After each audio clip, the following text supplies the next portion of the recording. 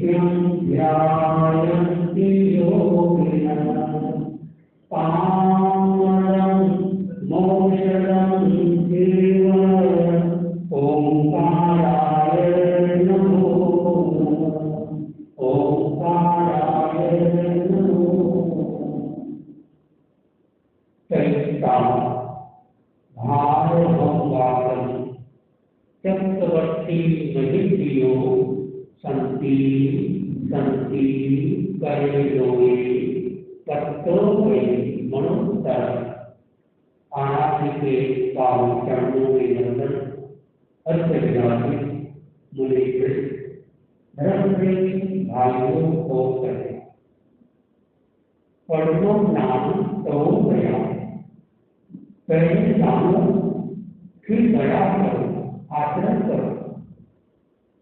जानना जरूरी है। और आचार्य सूत्र में लिखा है, जो एक जाने ते सबके जाने, जे सबके जाने ते एक जाने।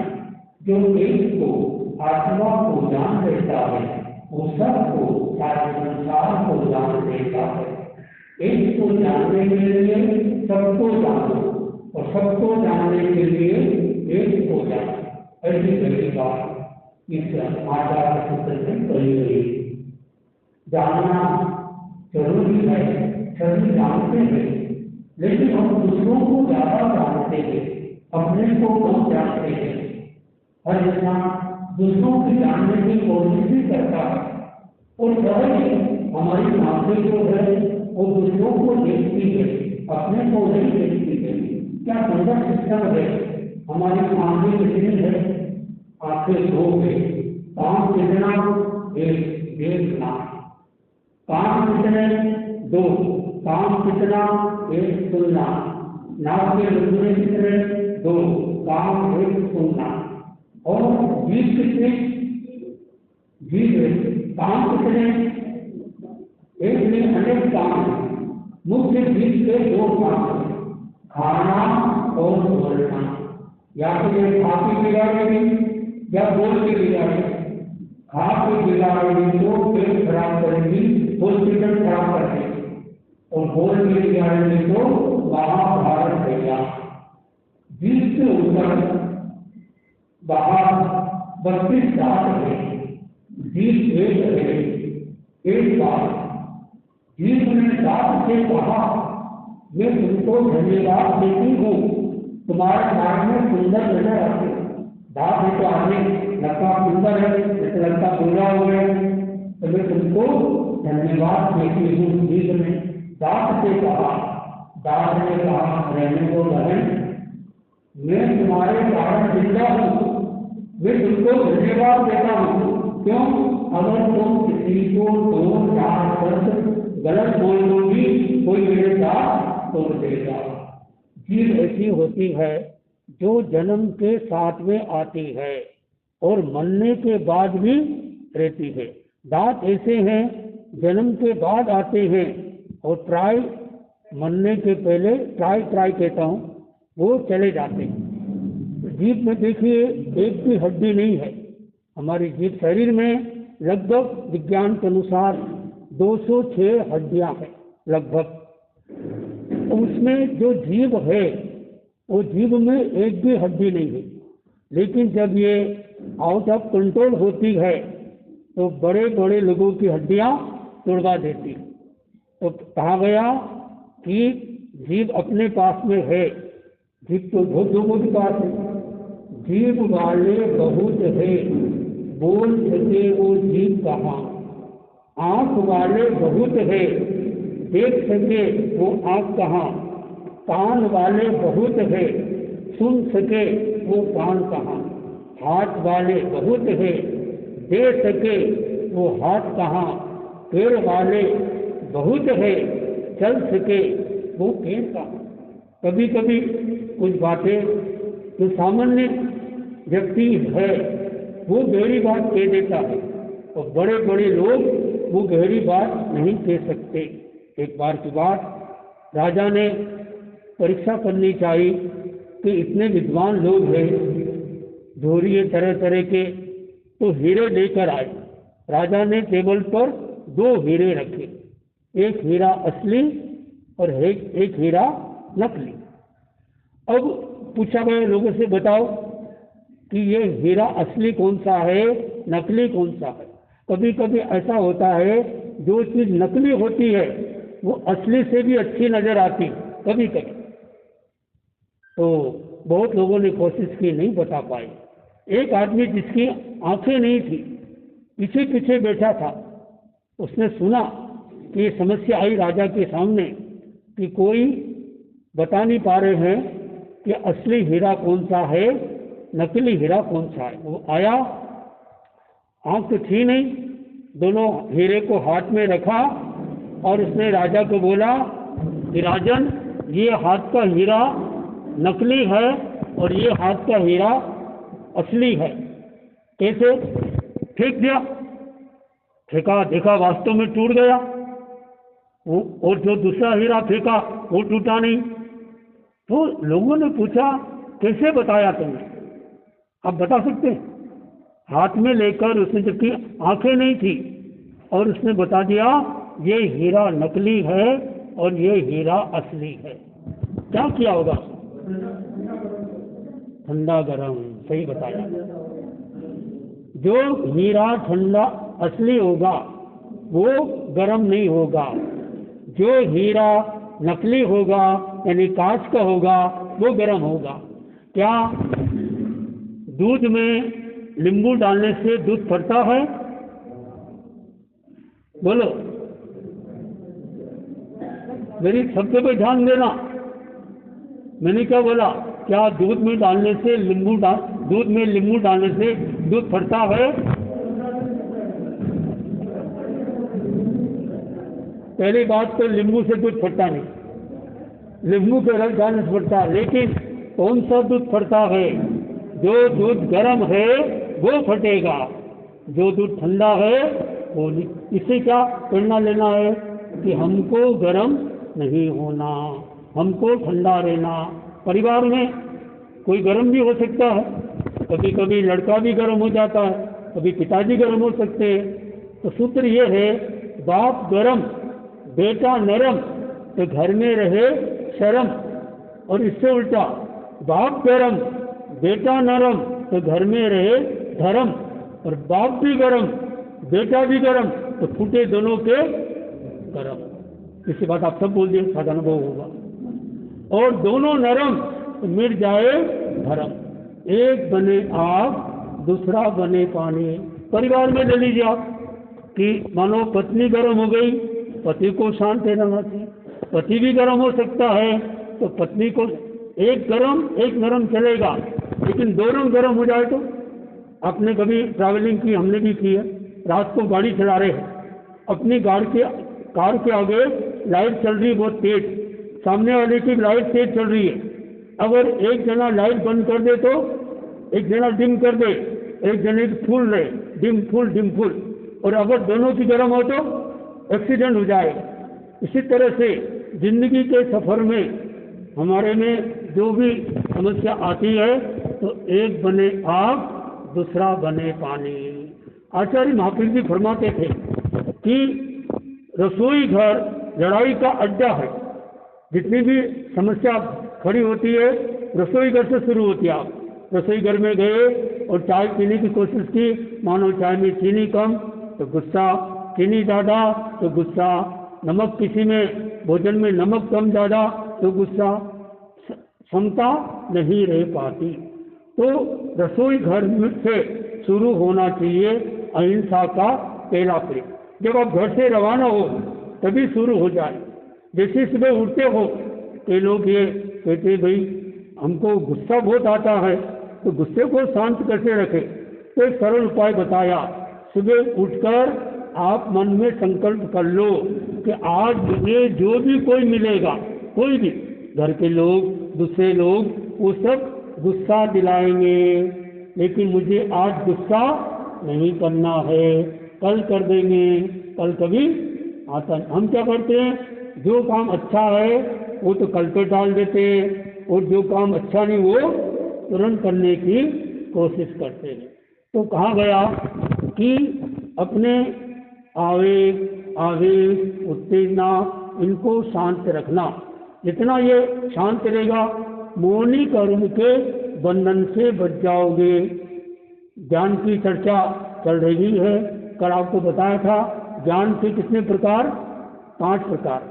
क्या कोई किसी व्यक्ति को 5वें आरे में पूर्व जन्म का ज्ञान हो सकता है? पूर्व जन्म का ज्ञान हो सकता है 5वें आरे में? तो कहा हो सकता है, और बड़ी आसानी से हो सकता है। वो कौन सा वेद है 5 ज्ञान में? हाँ, एकदम सही कहा डॉक्टर जी ने। इसका नाम है जाति स्मरण ज्ञान। वो कौन से ज्ञान का वेद है? संगीता जी आए, उपासिका जी, एकदम सही कहा। मति ज्ञान, मति ज्ञान का 28 भेद है। उसमें एक है जाति स्मरण ज्ञान, यानी पूर्व जन्म का ज्ञान कितने जन्मों का हो सकता है, मैक्सिमम 9 भव तक का ज्ञान हो सकता है इस 5वें आर्य में। और अभी इन दिनों में यानी अपने भरत क्षेत्र में हो सकता, 5वें आर्य में मति ज्ञान हो सकता है। हाँ, यदि ज्ञान प्राप्त करते करते बीच में असंगी का भव आ गया तो फिर आगे का ज्ञान नहीं हो सकता, ऐसा नियम है। भगवान महावीर का 27 भव अपने को पता है। गौतम स्वामी के भी कितने भव होते हैं, 15 भव मिलते हैं। ऋषभ देव के भी 15 भव मिलते हैं, कई के 5 भव प्राप्त होते हैं। भगवान पार्श्वनाथ के 10 भव प्राप्त होते हैं। तो ये भव प्राप्त करते हुए जिस भव में उनको सम्यक दर्शन की प्राप्ति हुई, उस भव से वो भव गिने जाते, तो अंतिम भव में मोक्ष हो जाता है। तो जाति स्मरण ज्ञान हमारे यहाँ भी तेरापंथ में प्रेक्षा ध्यान के द्वारा पूर्व जन्म के शिविर लगाए जाते हैं। हमारे जनसंघ में एक महान संत थे, शासन श्री मुनि श्री किशन लाल जी स्वामी, वो बहुत प्रयोग कराते, शिविर लगाते। जब गुरुदेव 2007 में चतुर्मास किया, उसमें भी उन्होंने यहाँ पर शिविर लगाया था। हर साल वो साल में 1 बार 2 बार, अनुकूलता हो तो 3 बार शिविर लगाते थे। लेकिन ये जाने के पहले उन्होंने हमको सिखा दिया शिविर में कौन कौन से प्रयोग कराना, कैसे कराना, और कभी मौका मिलता है तो हम लोग भी शिविर लगाते हैं। तो मेरे मन में भी जिज्ञासा जागी कि अब सब लोगों का पूर्व जन्म हम बताते हैं, अपना भी तो जानो। तो मैंने आचार्य श्री महासमुनि जी से, उसमें युवाचार्य थे, उनसे अनुमति ली और 2005 में जयपुर में शिविर लगा था, मैंने भाग लिया और गुरु कृपा से पिछले 4 जन्मों का ज्ञान हो गया। पिछले 4 जन्मों का ज्ञान हुआ। और आगे का नहीं हुआ, उसका 2 कारण हो सकते हैं, या तो उसके बाद में असंगी का भाव आ गया हो, या वो शिविर की अवधि 5 दिन की थी, ये भी हो सकता है। अगर आगे शिविर और होता तो शायद और भी अनुभव, तो कोई बड़ी बात नहीं। अगर मानो हमें पूर्व जन्म का ज्ञान हुआ है तो कोई बड़ी बात नहीं, आपको भी हो सकता। जिज्ञासा होना चाहिए। आचरण सूत्र में लिखा है कि शिष्य गुरु से पूछता है कि बताओ गुरुदेव कि मैं किस दिशा से आया हूँ, पूरब से, पश्चिम से, उत्तर से, दक्षिण से। तो गुरु कृपा से, यानी गुरु के द्वारा, जो गुरु होते हैं वो भी किसी का ज्ञान करा सकते हैं, और खुद भी स्वयं भाव से भी खुद को भी पूर्व जन्म का ज्ञान हो सकता है। तो ज्ञान के मति ज्ञान, श्रुत ज्ञान, जैसे मैंने कहा कि जो हम समझते हैं वो कौन सा ज्ञान समझते हैं, वो हमारा मति ज्ञान, समझाते हैं वो श्रुत ज्ञान। जब आप समझ रहे हैं, आपने पूरा समझ लिया, फिर आप समझाने जाओगे, वो आपका मति ज्ञान श्रुत ज्ञान में बदल जाएगा। तो ये ज्ञान के मुख्य 2 भेद, परोक्ष ज्ञान और प्रत्यक्ष ज्ञान। जो इंद्रिय और मन से होता है वो परोक्ष ज्ञान, वो मति ज्ञान और शुद्ध ज्ञान। और अवधि ज्ञान जो होता है वो अतीन्द्रिय ज्ञान होता है। वो आज भी अपने 5वें आर्य में, भरत क्षेत्र में अवधि ज्ञान भी हो सकता है, लेकिन परम अवधि ज्ञान नहीं हो सकता। छोटा छोटा, क्योंकि अवधि ज्ञान भी सामने से भी होता है, दाएं साइड से भी होता है, पीछे से भी होता है, ऊपर से भी, कई दिशा से होता है। और उसके 6 तरीके हैं कि अनुगामी, अनुगामी यानी वो साथ में भी चलता है, हीमान, अपमान, कभी वो नीचे उतरता है, कभी आगे बढ़ता है, अलग अलग उसके भेद होते हैं, प्रकार होते हैं। तो अवधि ज्ञान कभी कभी जानवर को भी हो सकता है। ऐसी भी घटना घटी, एक जानवर का नाम बताना जिसने गोचरी का लाभ उठाया। जानवर था वो, और उन्होंने गोचरी की सेवा की, संत की, गोचरी के घर दिखाए और उनको लाभ मिला। ऐसे भी एक जानवर हुआ, हिरण था वो। बलभद्र जी ने दीक्षा ली और वो भिक्षा के लिए जा रहे थे, लेकिन उनको घर पता नहीं था। तो एक हिरण को पूर्व जन्म का ज्ञान हो गया कि मैं भी किसी जन्म में कोई साधु या कुछ रहा होगा, तो महाराज को गोष्ठी की जरूरत है। वो गए घर के आगे और वो बता दिया, इशारा कर दिया, यहाँ जाओ, पधारो, यहाँ देखो। ऐसा भी होता है। और आज भी कई ऐसे, जैसे मैंने एक दिन कहा था कि जैसे मनुष्य श्रावक होते हैं, किरण से भी श्रावक होते हैं। 2.5 फीट के बाहर आज भी समुद्र में रहते हैं, नदी में रहते हैं, सामयिक करते हैं, पोषण करते हैं, संसारा करते हैं। ऐसे एक जानवर का नाम बताओ जिसने संसारा किया और ऊंचे देवलोक में चले गए। हाँ जी, क्या नाम बताया? क्या बोल रहे? चंद्र कौशिक साहब। और इसके अलावा एक श्रावक था, श्रावक मरकर मेंढक बन गया, नंदन बनी आ रहा। देखो आप, ज्ञान हो गया पानी के अंदर। क्यों पानी में पैदा हुआ? कि जब पोषण कर रहे थे, पोषण में प्यास लग गई और पानी में तो पीना नहीं, लेकिन उन्होंने बाद में सोचा मुझे प्यास लगती, उन लोगों को प्यास लगती है, तो उन्होंने एक बावड़ी बनाई पानी की, और बहुत पानी उनको अच्छा लगा और पानी से उनको मोह हो गया और मरकर वो पानी के अंदर मेंढक के रूप में पैदा हो गए। कौन? नंदन मणियार। हाँ, आसक्ति हो गई। और फिर जाति स्मरण ज्ञान हुआ, अरे घोड़े जा रहे हैं, ये राजा सैनिक जा रहे हैं और महावीर स्वामी के पास जा रहे हैं, मुझे भी जाना चाहिए। और वो बाहर निकले और फुटक के जा रहे थे, घोड़े के पैर से घायल हुए, साइड में बैठे और उन्होंने वंदना की, भाव वंदना, और सारे व्रतों का आरोहण किया, 12 श्रावक बने, संसार किया और देवलोक हो गए। मैंने एक दिन प्रश्न पूछा था, क्या कोई